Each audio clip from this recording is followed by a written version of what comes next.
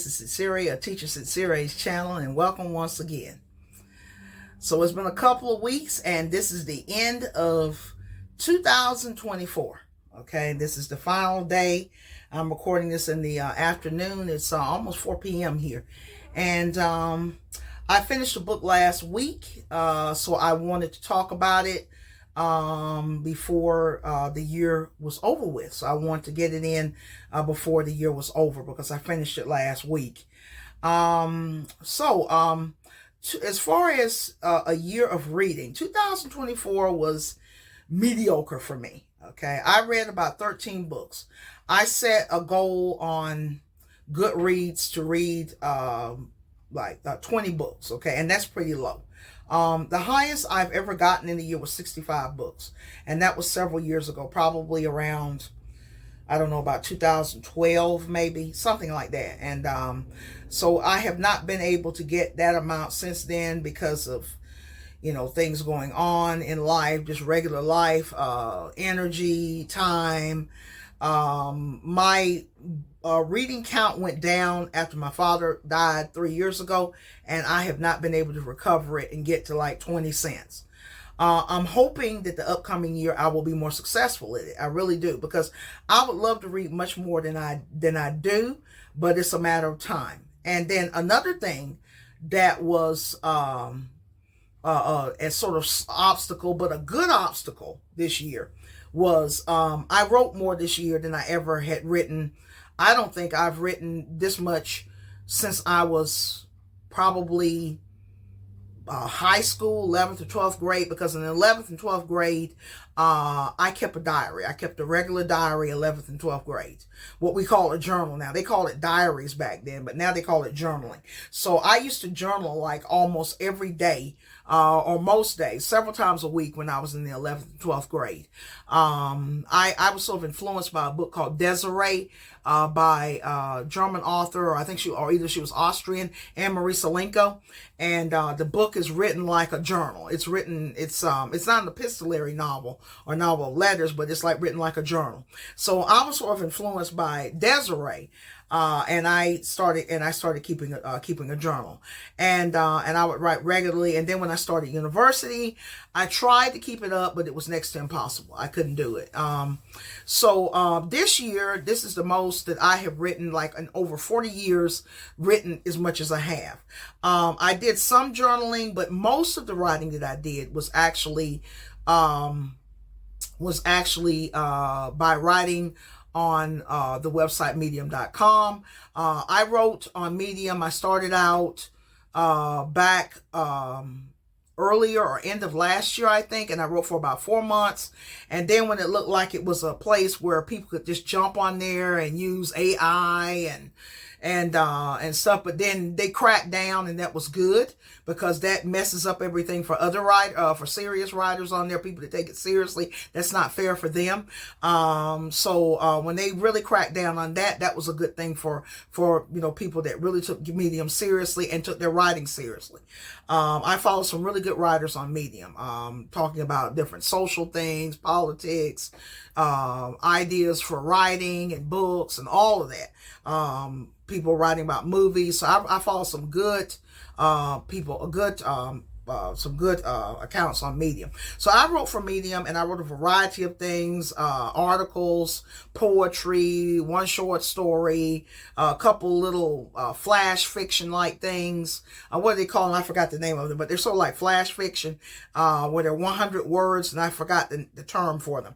So it was fun while I was doing it, and I haven't written on there in 2 months because something else came up in my life that was sort of a dream come true. And what Medium did for me, though, was great. When I was writing on Medium, it really built up my confidence as a writer, and also that I could be versatile as a writer. And so on Medium, it was the first time I've ever been paid for anything I wrote. And then it moved me on to another area, which I will maybe talk about in a future video next year. Okay, we'll see how it goes. Okay, and I will share that. Because of writing, which was a great thing that happened, the reading had to suffer. That was the unfortunate part of it. But I did get reading in. I read 13 books. My goal was 20. And I'm not, going to, get upset about it or feel bad about it. I did my best. I did the best that I could. But I focused a lot more on writing this year outside of, teaching and, doing things with that. So, I really my love of writing developed more and more and more. And also my confidence in writing actually built more. Okay. And I'll put a link to my Medium account, in the description, but I'm not sure if I will be going back to Medium. I may. There are professional writers on Medium. Okay. There are famous writers on Medium. But some people are taking different pathways from Medium, going to something else like Substack and places like that. These writers, the first time I heard about Substack was from people like on YouTube that have like political channels, and they write like articles, and they're writing about politics and different things. But Medium, I don't think I'm going to close the account, but I'm going to, I may come back to it, but right now it's just not something I will be doing, in the near future, because I have other writing obligations that is more of where I want to be. Like, Medium is not something that I want to say, oh, I'm writing for Medium and this is what I want to do. No. Same with YouTube. YouTube is not, if I were to make a little bit on YouTube, it would be great. But YouTube is not where I'm not putting my eggs just in those baskets. Okay. Because, it's just not something that I want to do. It's other routes that I want to take. But anyway, I want to get to, so yeah, I got on that talking about this, but that was what really slowed me down this year, but it was a positive thing as far as, slowing down my reading. But recently I finished up reading Ivan Turgenev's classic Russian novel, Fathers and Sons. It was originally published in 1862, which was 100 years before I was born. And also it was called, in the beginning, it was called Fathers and Children. Okay. And, Turgenev is considered one of the great Russian writers, but he does not get the kind of attention like, Leo Tolstoy or Fyodor Dostoevsky. Okay. Dostoevsky and Leo Tolstoy did not like, they didn't care. They didn't particularly like Ivan Turgenev. Okay. They didn't like his personality. I think it was Tolstoy that said that, Turgenev was a bore. Okay. He didn't like his attitude, and neither did, Fyodor Dostoevsky. They didn't particularly like him. Of the three, I would say that Tolstoy is my number one favorite. Number two, Ivan Turgenev, and number three, Fyodor Dostoevsky. That's the order that they come in, of these three giants. So what is Fathers and Sons about? Well, Fathers and Sons is a story of two best friends. They are former university students. They just got fresh out of university, and their names are Arkady and Eugenie. Okay, Arkady Kirsanov and Eugenie Basarov. Okay. And they come from sort of like, both sides sort of like country gentry. Okay. They're not from super rich families, but their families are comfortable. Okay. They're comfortable. Okay. And they're both from rural areas. So basically the novel is about these two young men, the different visits that they make. It's about a series of visits. Okay. And when the novel starts, Arkady and his friend, Eugenie, or Basarov as they call him, they go to visit, Eugenie's, father out in the country. Okay. His father was a widower named Nikolai, and, Nikolai, has, taken a young, woman, started a family with a young woman, named, they call her Fanichka. It's her sort of like a little nickname. Her real name is Fedyosa, I think, Fedyosa Nikolaevna. Okay. And she is living in the house with Arkady's father and his brother Pavel. Okay. And so of course Arkady is surprised. He has a baby brother. And Fanichka, she's sort of kept there in her part of the house, and everything. And Arkady's father's not a playboy. He's a widower, and, apparently he just started a relationship with her because he was lonely and wanted a companion. pretty much from him. But he's not like some playboy. But he's a country widower. And then Pavel had been something of a playboy. He had been very popular in high society. He's middle-aged now, still very handsome. And when he had been in his younger days, the women were chasing him.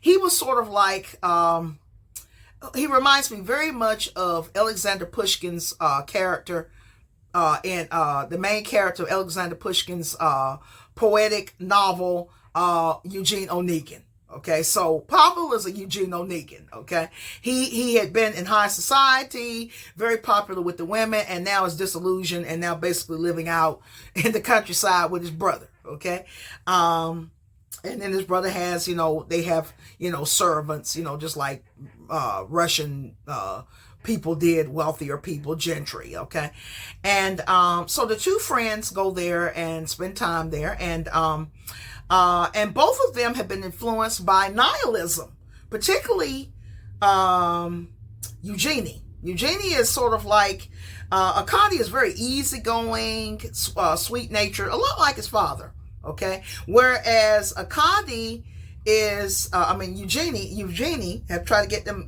not mixed up. Eugenie, the friend, is more like Pavel, okay? But Eugenie hasn't really had, I guess, any relationship with any women or anything. But he's really moody. He's very moody like Pavel. He's smart. He wants to be, he's a medical student. He wants to become a doctor.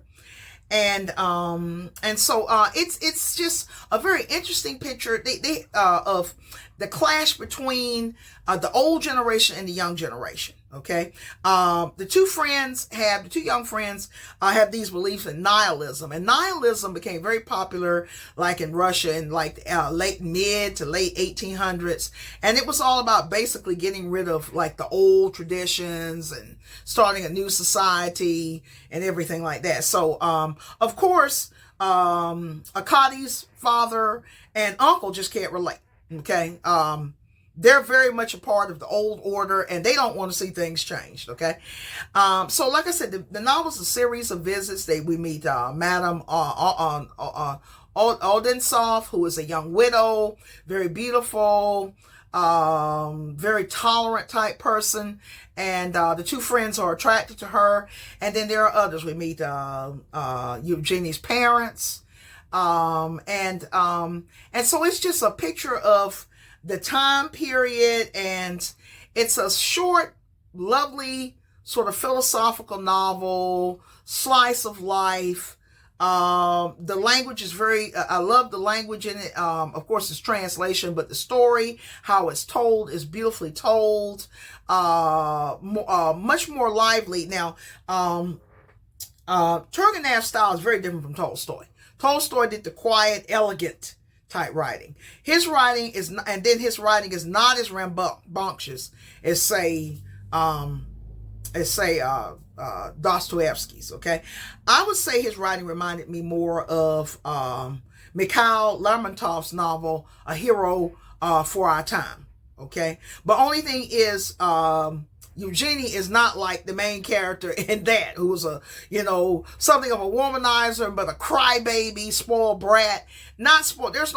Spoiled brat is not really so much in this novel. There are not many spoiled brats in this novel. Okay, so we don't really have the character of the spoiled brat, but the novel, I really enjoyed it a lot, and let me see, I'm trying to watch my time here. Okay, and I highly recommend it. I gave it 5 stars on Goodreads. And so it is considered one of the great classics of Russian literature in the 19th century. Not very long, around 250 pages. So you don't have to think, oh, I got to read 1,000+ pages like with Tolstoy with War and Peace, or over 800+ with Tolstoy, or Brothers Karamazov, like 700 or 800. It's short, okay? And it's really inspired me to want to read another novel of his. I read this one on Kindle version, and I also have a version of his novel on Kindle. I think I might have downloaded it from Project Gutenberg way back, I think. His novel First Love. And First Love is even shorter, okay? Turgenev didn't spend a lot of time.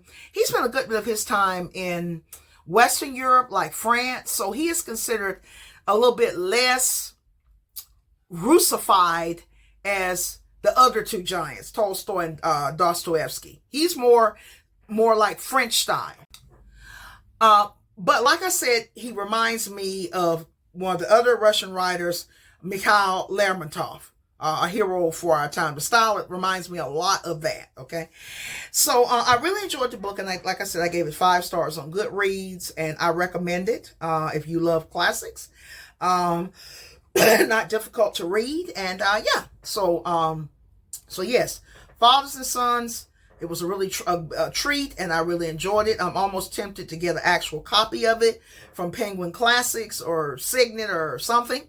I'm tempted, okay, because I read it actually on Kindle. I had a copy. I bought the probably for like 99 cents on Kindle. All right, so I'm going to end here.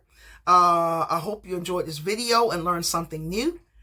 So happy 2025, and I hope you will all the success. And I'm not talking about financial success, but successful as a person, as a human being, and that has a purpose here to help not only yourself, but others. Okay? So happy 2025. So this is Sincere. Until next time.